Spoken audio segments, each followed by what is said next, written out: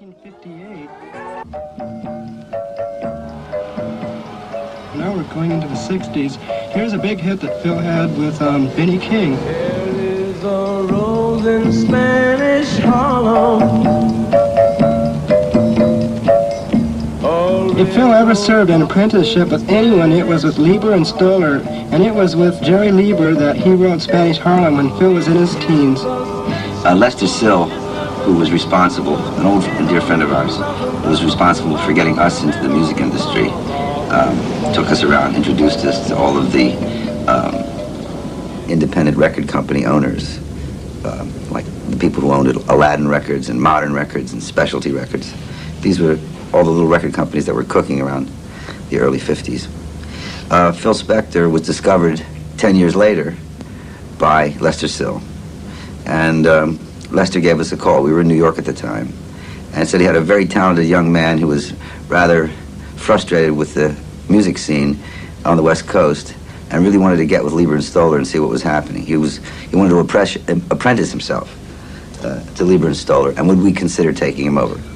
He seemed a very bright, a very sharp young man,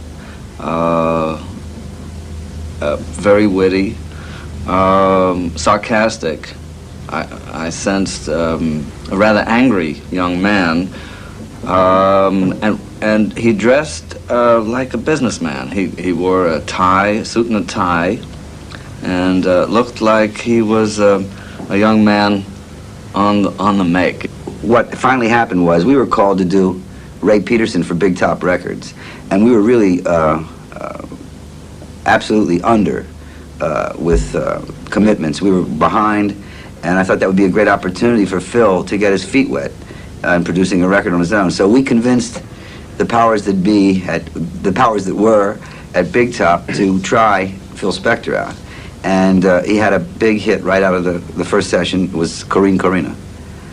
And that was his first independent production under the aegis of Leiber and Stoller as an apprentice. After that, Atlantic became very much interested in Phil Spector. The truth is that after many, many sessions and spending quite a bit of money, he didn't pull any hits out of his hat at Atlantic, and they became very disenchanted. And Phil went on. I'm not sure what the next move was.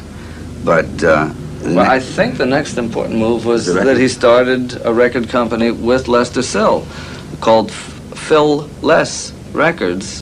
As soon as the label became successful, which it did, and became extremely successful, I mean, that was the main string of Phil's hits, he attempted to take over the entire label by himself and get rid of Lester Sill. Which he was ultimately successful in doing. Well, if there's such a thing as a bad guy, it's Phil Spector. He's not honorable, and he's not honest. He is talented. But I think the self-promotion he did on himself was way above and beyond what his talents merited. I think he made some good records. But I know of a lot of people who've made better records, and more of them, and no one even knows who they are. Maxwell Davis, I don't know if you've ever heard that name, but Maxwell Davis made records. He was the quiet producer, arranger for the Messner brothers at Aladdin, the Bahari brothers at Modern, Art Roop at Specialty. I mean, Max Roach must have made 100 hits. Maxwell Davis. Maxwell Davis must have made 100 hits, not 12 or 17. And nobody knows who Maxwell Davis is today. I think one of the things that Phil Spector added to record production was PR. A great sense of PR. By the way, I think there was a coincidence of interest building about this industry, this rock and roll industry. Because when we were in it, writing rhythm and blues, race records, whatever you want to call it, it was a cottage industry. These labels were owned by small families. It grew into this billion-dollar industry. And when it did, and as it did, people became interested in trivia. I mean, you get magazines based on trivia. So there was this great eruption of media, and Phil rode the crest because Phil was very smart about public relations. He knew how to sell a product, and his product was Phil Spector.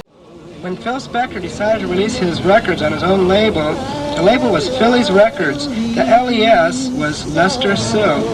His talent, number one, best of any producer I've ever met. More imagination. He's a great songwriter. He's a great arranger. Great engineer, great producer. He knows exactly what he wants, and he doesn't stop until he gets it. Never compromises, never. Never did. He totally dominated the artist, and with a very, very strong attitude. It had to be his way or there was no way.